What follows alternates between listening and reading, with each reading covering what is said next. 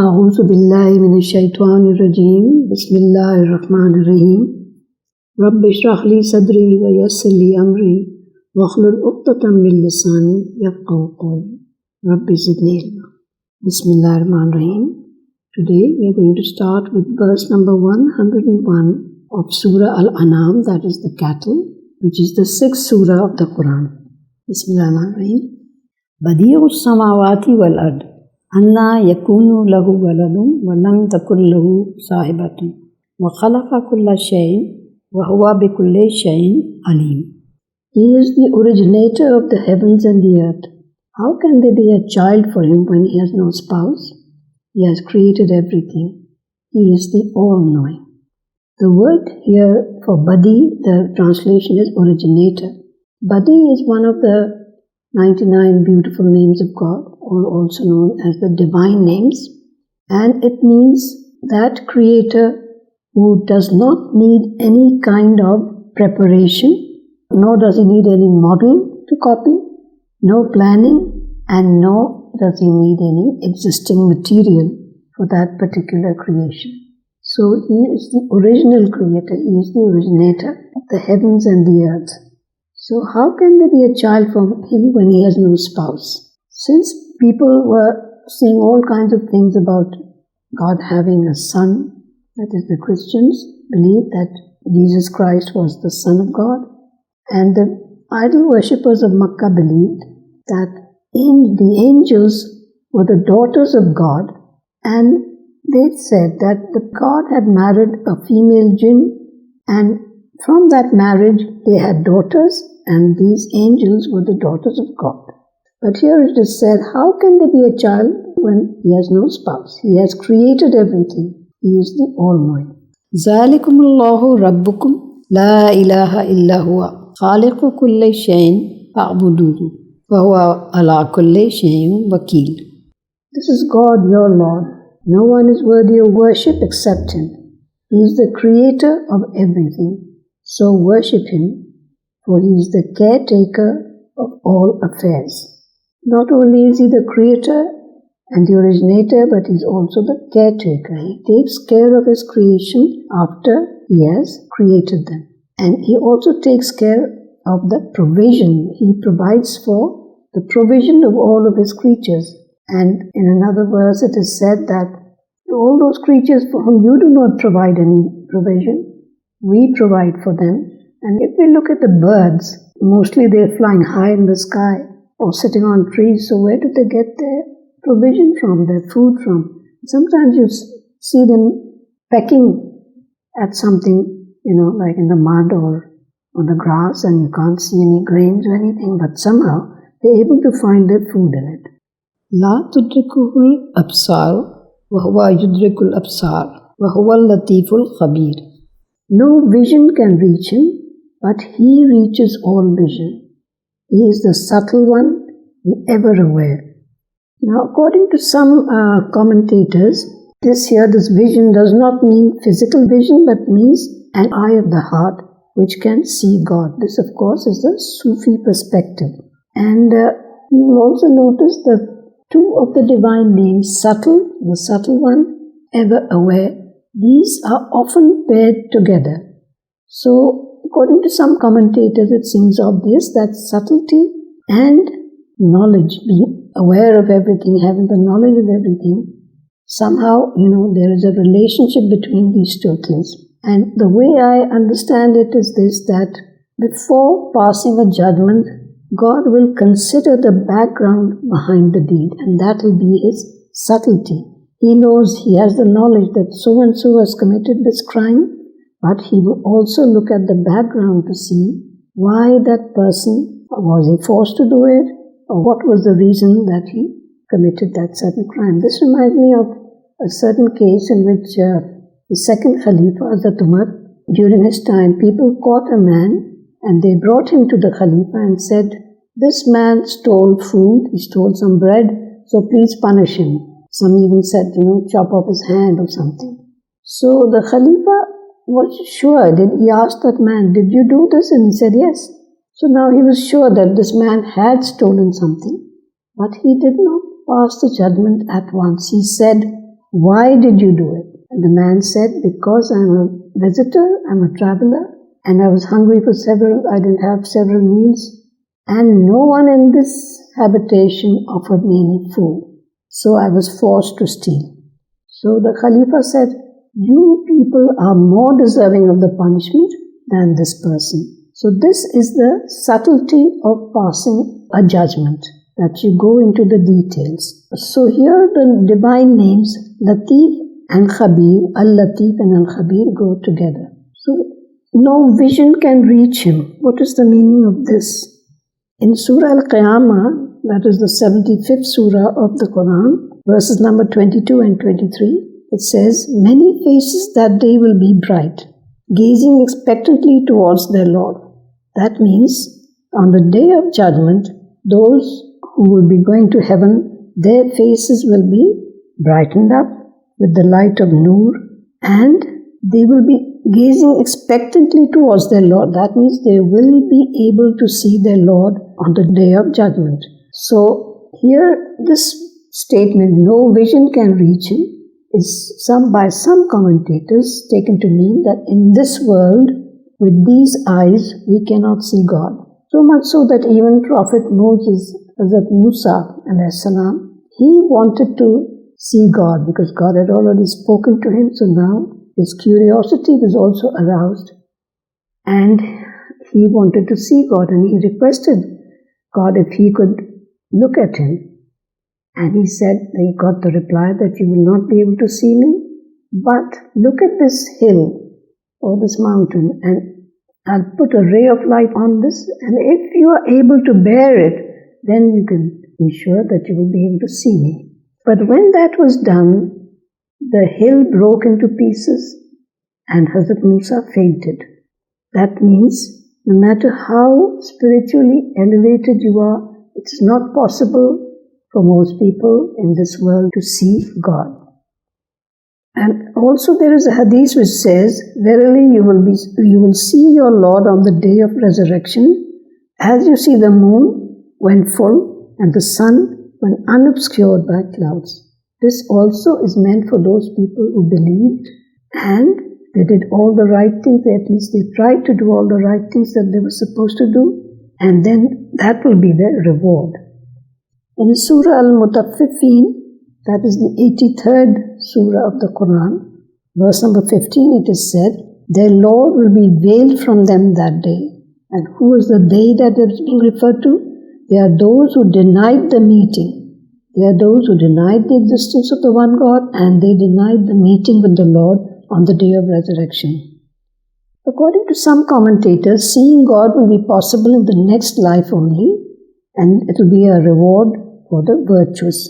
And the veiling of God will be a punishment for the deniers of God and also the deniers of the meeting with Him. And the ability to gaze at Him or to see Him will be an reward for the believers. This also means, when it says, but He reaches all vision, it can also mean that nothing concerning His creatures is hidden from Him. It is also said that on the Prophet's ascension, that is the Miraj, when he was taken to the seventh heavens, then all these very reliable great commentators like Ibn Abbas, Abu Huraira, Ahmad bin Hanbal and Hassan Basri, they all agree that ordinary vision cannot see God, but they all say that the Prophet ﷺ saw God on his visit to the seven heavens. When it says here, but no vision can reach him, it can also be taken to mean that no one can describe him because he is beyond description. Also, we remember that in Surah Al-Baqarah, verse number 55, the Bani Israelis had demanded of their prophet, that is Hazrat Moses, that we want to see God openly. And that was taken to be a very bold demand. And then the thunderbolt struck them and they fainted.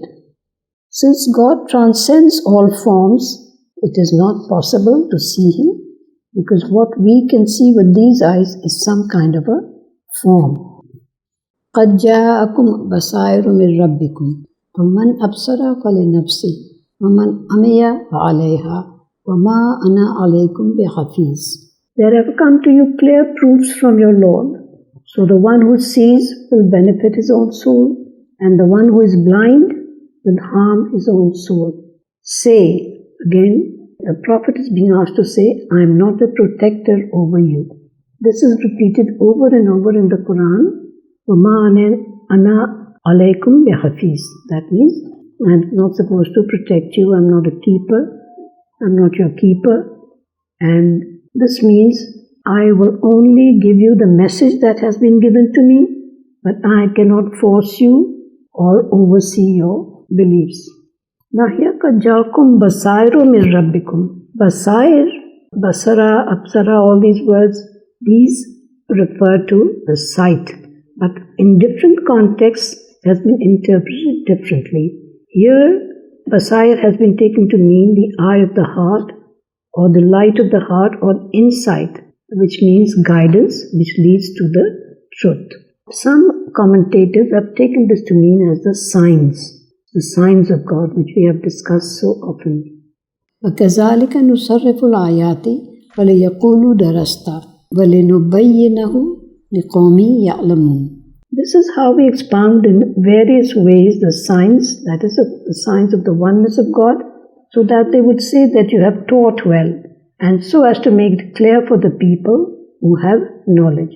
Darasta is like, dars can mean a teaching, or it can mean reading or recitation, reciting something. So this is supposed to explain that this is how we expound in various ways. Nusarrifu means to repeat something in different ways, again and again. The Quran gives us proofs of God's oneness and His greatness and His creative ability, and these proofs are repeated in various ways, in different ways.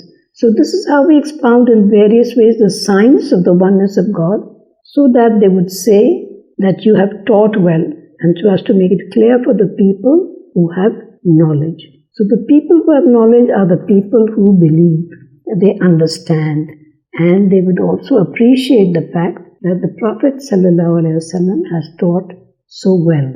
The Makkans have accused the Prophet of learning from, this can also mean to learn. The Makkans accused the Prophet of whatever the Prophet was teaching. They said he has learned these things from either from foreign slaves, or from the people of the book, or from travelers who had brought back some books of foreign stories, or from the scripture of the people of the book. And sometimes they refer, like for example in Surah Al-Nahl, which is the 16th surah of the Quran, verse number 103, they call the teachings of the Quran, they said these are all tales of old. These are old stories, because they were about all these old prophets. Ittabi ma uhiya ilayka min rabbik, la ilaha illa huwa, a'arid anil mushrikeen.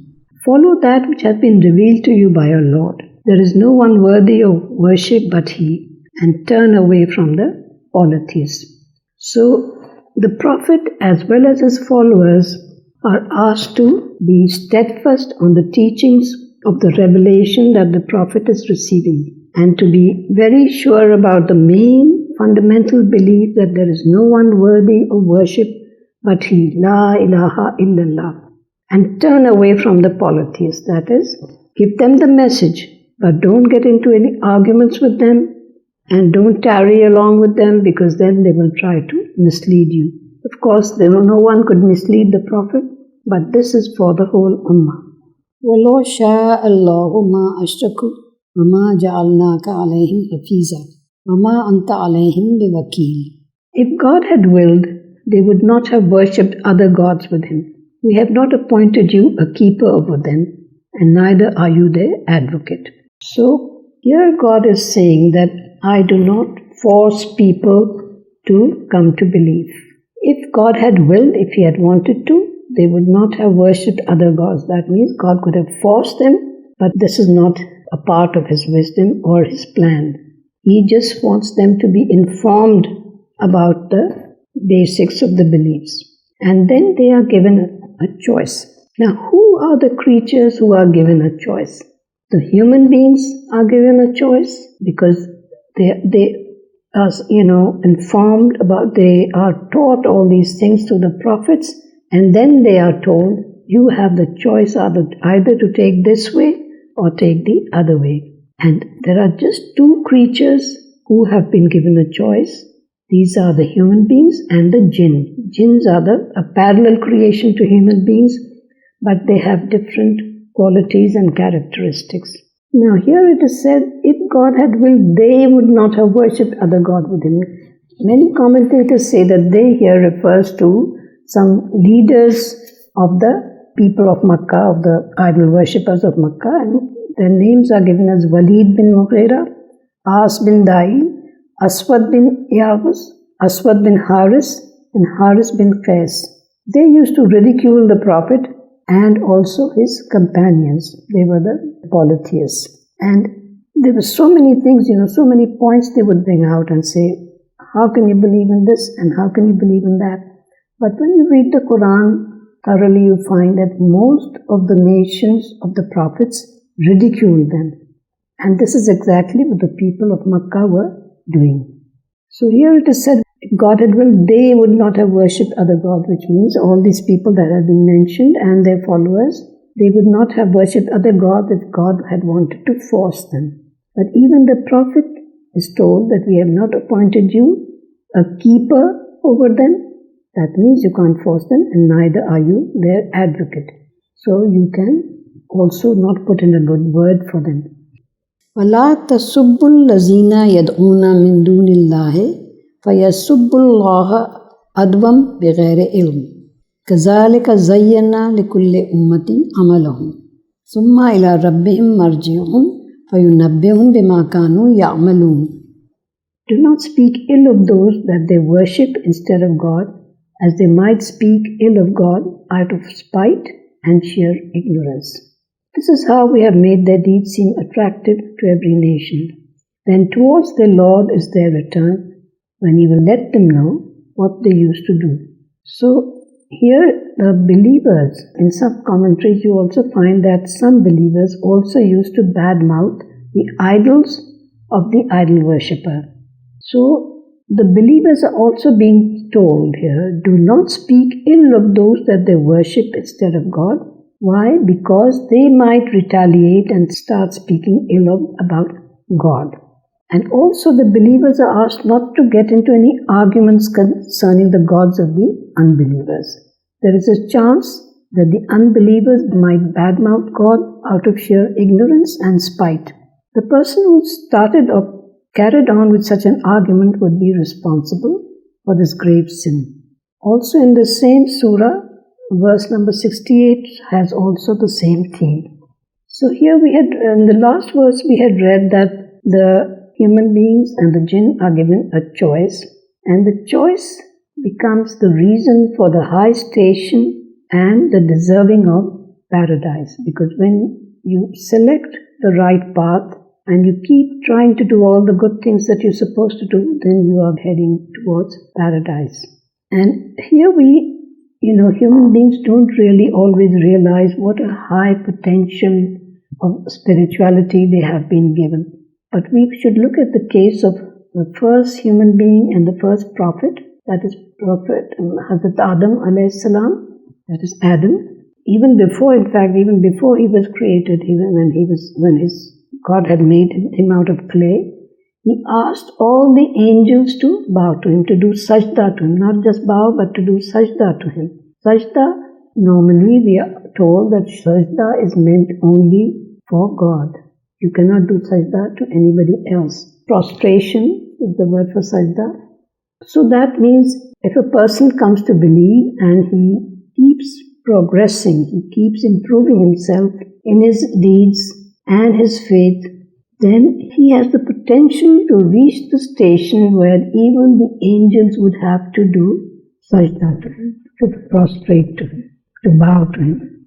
Now in verse number 108 we were reading, then towards their Lord is their return, when He will let them know what they used to do. So who will let them know what they used to do? The record of every person's deeds will be presented to Him And who will keep the record? The Kiraman Katibin are the two angels who are stationed on our two shoulders throughout our lives. And they keep noting down all our good deeds and all our bad deeds. And that will be the record that will be presented to us on the Day of Judgment. And that will be the time when no one will be able to deny, because in this world we can deny or tell lies or get out of a situation by various means, but that day no one will be able to either deny or get out of the situation. وَأَقْسَمُوا بِاللَّهِ جَهْدَ أَيْمَانِهِمْ لَئِنْ جَاءَتْهُمْ آيَةٌ لَيُؤْمِنُنَّ بِهَا قُلْ إِنَّمَا الْآيَاتُ عِنْدَ اللَّهِ وَمَا يُشْعِرُكُمْ أَنَّهَا إِذَا جَاءَتْ لَا يُؤْمِنُونَ. They swear by God that if a miracle is shown to them, they will be certainly believe in it. Say, the signs are with God alone. You are not aware that when it arrives, even then they will not believe. So, this is because the people of Makkah, the non-believers of Makkah, kept saying, making all kinds of requests and demands, and they were not really serious about it, but they kept saying, if you do this, if you show us this miracle, then, we'll start believing in you. If you show us that miracle, we will start believing in you. But here this ayat says, this verse says, you're not aware that when it arrives, that means even if you show them the miracle they want to see, even then they will not believe. And we have the example of the former prophets. For example, Hazrat Musa alayhi salam, the Copts, the people of Pharaoh, used to keep coming to him and they kept saying, if you remove this affliction from us, then we will believe in you and in your God.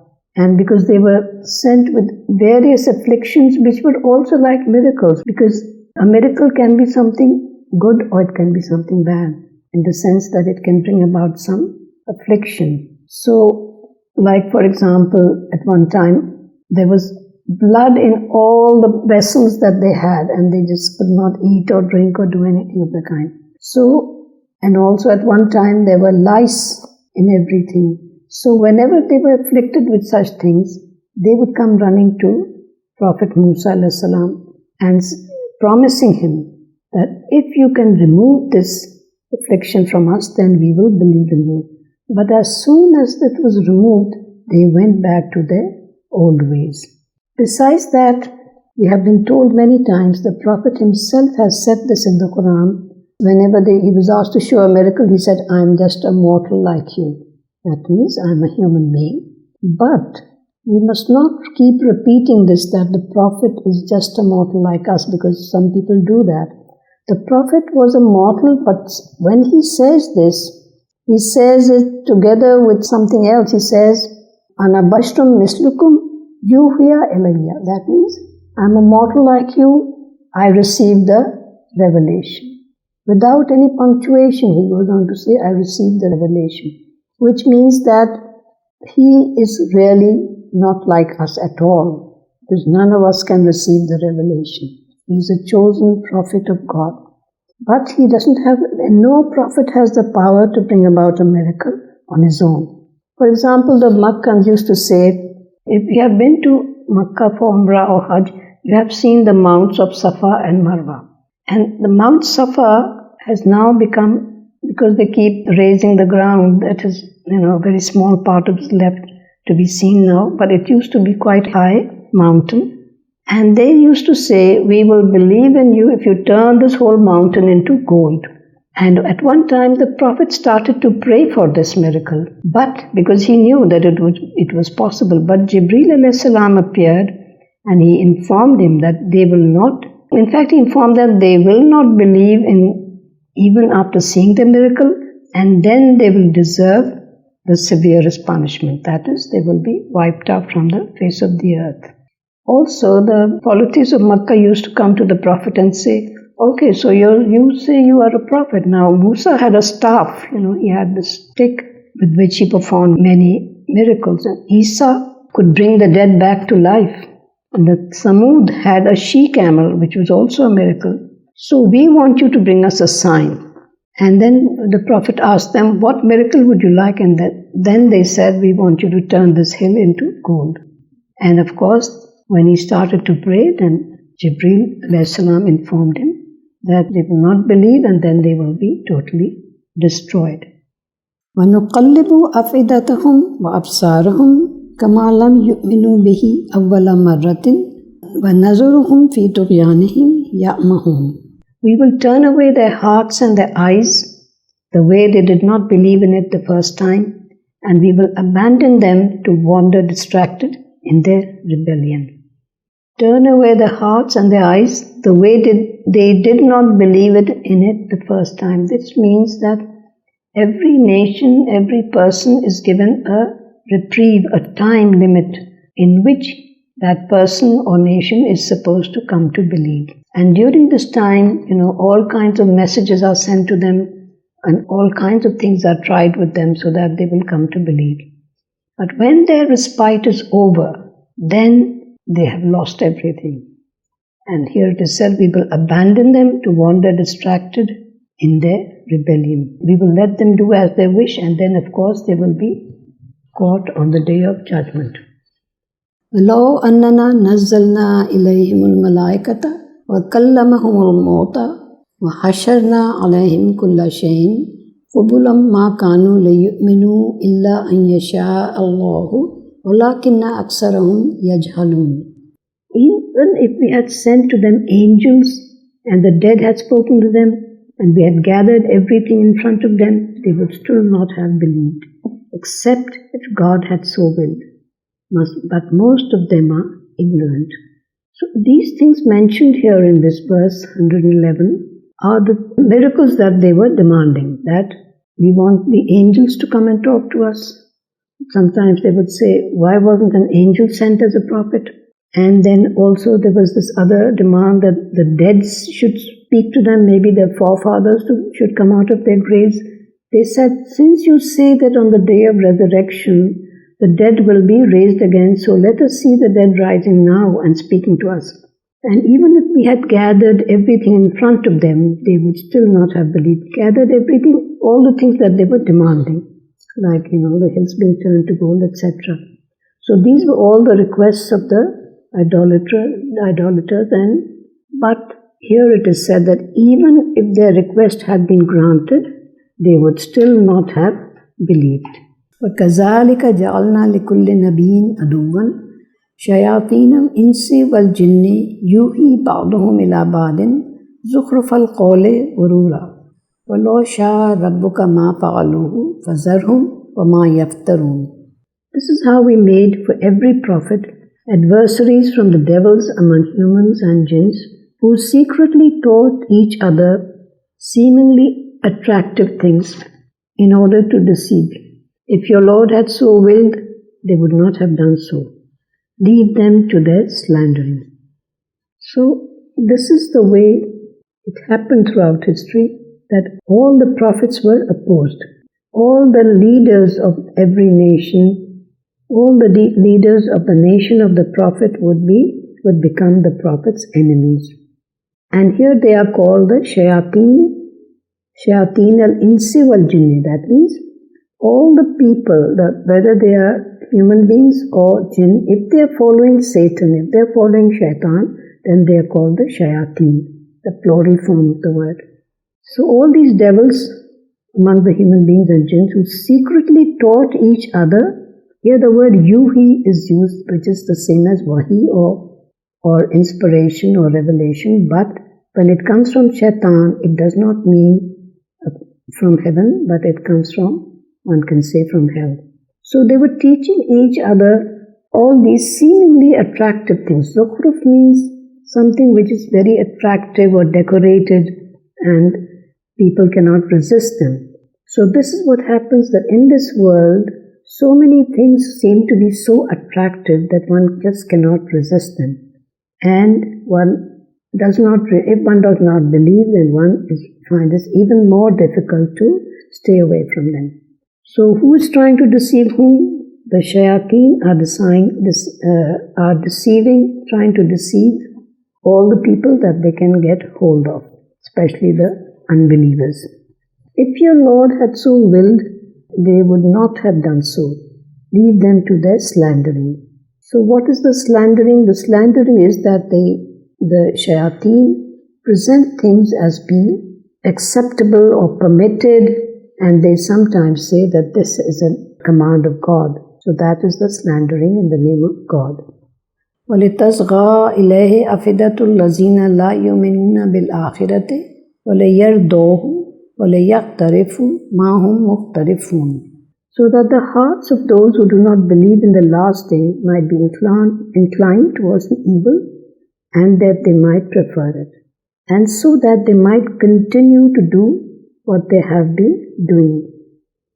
So they might continue to do what they have been doing because in the first place they do not want to believe. They have rejected all the approaches of the prophets, and then when their reprieve is over, when the time limit is over, then they will continue to do what they have been doing so far. أَفَغَيْرَ اللَّهِ أَبْتَغِي حَكَمًا وَهُوَ الَّذِي أَنزَلَ إِلَيْكُمُ الْكِتَابَ مُفَصَّلًا وَالَّذِينَ آتَيْنَاهُمُ الْكِتَابَ يَعْلَمُونَ أَنَّهُ مُنَزَّلٌ مِّن رَّبِّكَ بِالْحَقِّ فَلَا تَكُونَنَّ مِنَ الْمُمْتَرِينَ. Shall I search for a judge besides God, when He is the one who has revealed to you a detailed book? Those to whom we have given the book know that it has been revealed from your Lord with the truth. So do not become of those who doubt. So now the word hakaman has been defined as a judge who judges flawlessly, who never makes any mistake or even the slightest mistake. So there is a connection between a just judge and sending down a book. That means since the judgment is being done through the book, so actually God has sent the book, He has made the laws and the rules, and He is the one who is judging us. Therefore, these two things are very closely connected, sending down the book and judging correctly. So judging justly between human beings, also in dealings in this world. He is the one who has revealed to you a detailed book. So the book is not only, full of the correct judgments, but it has gone into great detail, mufassala. That means the book is a detailed book. Also, this book is a living miracle of the Prophet. For one thing, the Prophet was never taught to read and write, and there was a wisdom in this. God's wisdom was that when an unlettered person will produce such a masterpiece of Arabic literature, then one will have to believe that this book did not come from him, but it came from God. So since God has sent the book, there is no need for believers to seek something else to act as an arbiter. I read a few lessons back that the Bani Israelis came to the Prophet ﷺ, those who did not believe in him but believed in their own book, yet they came to him to make a judgment because they were trying to get out of a certain situation.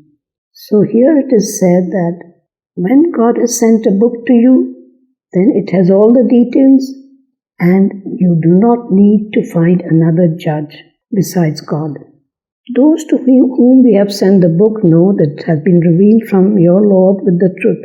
This now refers to the people of the book, and they know about the Quran because it was mentioned in their books that the last prophet will come, and they believed in the last prophet up to the time when he actually announced his prophethood, and then they didn't believe in him because he was not from their tribes, he was not from their nation. So do not become of those who doubt. Now, there's no question of the Prophet doubting, but this is being addressed through him to his community, and also, according to some commentators, this is addressed to all human beings because the Quran is addressed to all human beings. In one place it says, Ya Bani Adama, that means, O children of Adam. That means the Quran addresses all of humanity. وَتَمَّتْ كَلِمَةُ رَبِّكَ صِدْقًا وَعَدْلًا لَا مُبَدِّلَ لِكَلِمَاتِهِ وَهُوَ السَّمِيعُ الْعَلِيمُ. The word of your Lord has been completed with the truth and with justice. No one can change his words, for he is the all-hearing, the all-knowing. Now, the word here a singular is used, the word for the Quran, which has thousands of words. So here it is said that this word of God, of your Lord, has been completed. Tammat kalimatu rabbika sidqan wa adlan, have been completed with the truth and with justice. And no one can change his words, for he is the all-hearing, all-knowing. He is the final judge, he is the best judge, he is the flawless judge. And no one can now suggest that the Quran be changed. And besides this, God has taken upon himself the responsibility of protecting or preserving the Quran. That is the reason why for 1400 years, over 1400 years, no one has been able to make any changes in it. So we could, look at these words, that the word of your Lord, that is the Quran, has been completed. So we now know that it can nothing can be added to it and nothing can be subtracted from it. And it is the truth. So we don't have to look elsewhere to find out the truth about something. And there is absolute justice in it, in the laws. And no one can change the words. Now, no, it's not open to be changed. In fact, it's not possible for anyone to change it. So there is the Quran is perfect, and the justice in it is also perfect, even though sometimes for some reason we feel, this is too strict, or how can we believe in this? But, the more we go into the depth of these things, the more we start believing in all these things. وَإِن تُطِعْ أَكْثَرَ مَنْ فِي الْأَرْضِ يُضِلُّوكَ عَنْ سَبِيلِ اللَّهِ إِنْ يَتَّبِعُونَ إِلَّا الظَّنَّ وَإِنْ هُمْ إِلَّا يَخْرُصُونَ. If you follow most of those who are on earth, they will misguide you from God's way. They follow nothing but their guesses and miscalculations.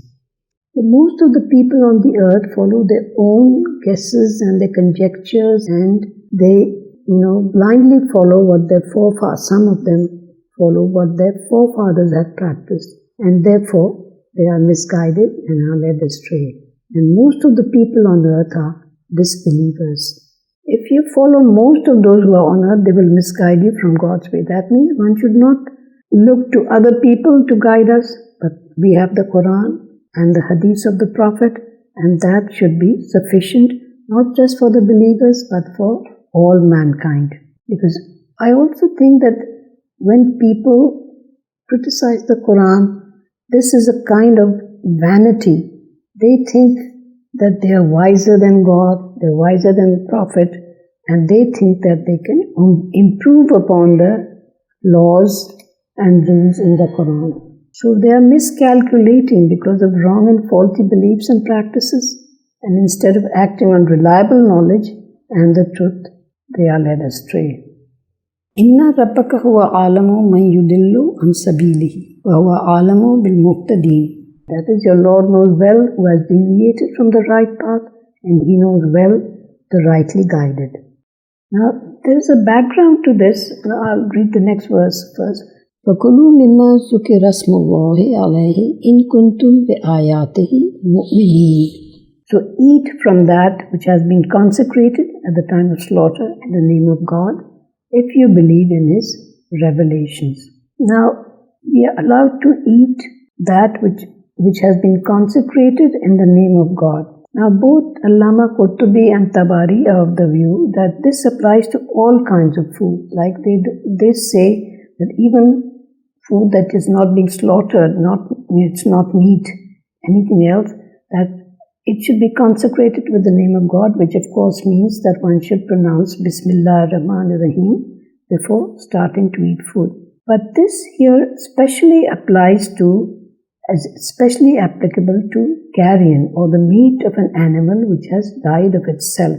Since the animal was not slaughtered in the name of God, either it just died of itself or it was killed in a way which is not prescribed, and blood was not made to flow out. And some idolaters were surmised that it was okay to eat carrion since it was killed by God. They would come and say, how is it that, the animal that you could kill with your knife is permitted, and the animal which God has killed, you say, is not permitted? And they also, they invited the Prophet to partake of the carrion. And also, this applies also to that which was consecrated in the name of the false deities. And the people who were foremost in this kind of argument were the idolaters were Malik bin Auf, Badil bin Warqa, Jalis bin Warqa, and they were all mushrik. And they were propagating the eating of dead meat, dead animals. According to Hazrat Ibn Abbas, the people of Persia asked the Makkans, they sent somebody to Makkah and they asked them to ask this question of the prophets. The people of Persia asked the people of Makkah to ask the Prophet this question about, the fact that you are eating some animal that you have killed, but you're not eating the animal that God has killed. This is especially difficult when somebody is traveling, when someone wants to adhere to these rules and is traveling and one is not sure how the meat has been slaughtered. And I believe in some places they give the animal a shock and just kill him like that, and then the blood is not made to flow out. Since the blood is not permitted, the blood has to be made to flow out of the animal before it becomes halal. وَمَا لَكُمْ أَلَّا تَأْكُلُوا مِمَّا ذُكِرَ اسْمُ اللَّهِ عَلَيْهِ وَقَدْ فَصَّلَ لَكُمْ مَا حَرَّمَ عَلَيْكُمْ إِلَّا مَا اضْطُرِرْتُمْ إِلَيْهِ وَإِنَّ كَثِيرًا لَيُضِلُّونَ بِأَهْوَائِهِمْ بِغَيْرِ عِلْمٍ إِنَّ رَبَّكَ هُوَ أَعْلَمُ بِالْمُعْتَدِينَ. What has happened to you that you do not eat of that on which the name of God has been pronounced, even though the details have been made clear to you as to what has been forbidden to you, except when you are forced to it by circumstances. There are many who misguide with their wishes for lack of knowledge. Your Lord is well aware of those who exceed the limits. Now, what are the circumstances which allow one to eat the food which is not permitted? This is in times of stress, if there's not enough food, times of famine, or such situation, or one is caught in a foreign country where there is no halal food and there is nothing else to eat, and a person, and if there's a fear that that person might even die, so in order to save a life, one is permitted to eat this food in small quantities, and also it is also said that one should not eat as if one was enjoying it, but as a necessity. So this is a conditional permission, and then it should be limited to the time during which there is a hardship. وَذَرُوا ظَاهِرَ الْإِسْمِ وَبَاطِنَهُ إِنَّ الَّذِينَ يَكْسِبُونَ الْإِسْمَ سَيَجْزَوْنَ بِمَا كَانُوا يَقْتَرِفُونَ. Give up the obvious sin as well as the hidden one. Indeed, those who commit sins will be requited for their deeds. So what are the obvious sins and what are the hidden sins? According to some commentators, this applies to the sexual sins which might be committed secretly, or some might be committed openly.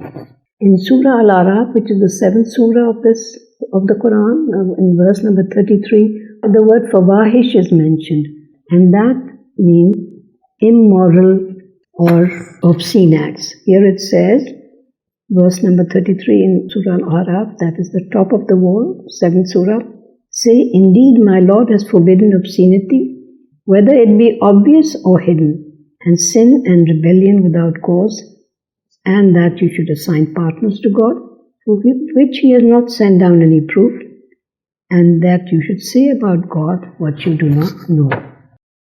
According to some Sufi interpretations, the obvious sin is the hankering after the goods of this world, and the hidden sin or wrong deed, going a little too far to call it a sin, but the hankering after the goods of paradise is also not considered a good deed by the Sufis, because they say that you are distracted from the God, you are greedy about going to heaven and enjoying all the good things in heaven. So they say that the real objective should be to concentrate on God.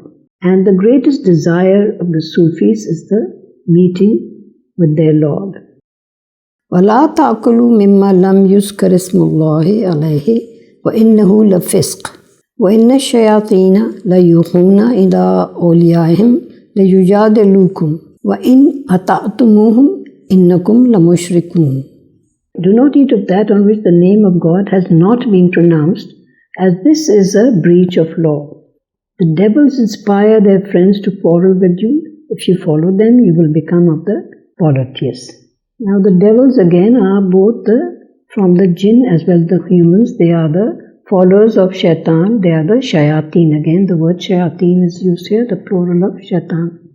Now, here it says, on which the name of God has not been pronounced. So the meat which is slaughtered by Muslims, if they forget to take the name of God in it, according to some authorities, this is permitted if they have just forgotten to do it. But if it is deliberate, then that is forbidden. And according to Abu Hanifa and Ahmed bin Hanbal, that it is forbidden even if they forget to take the name of God.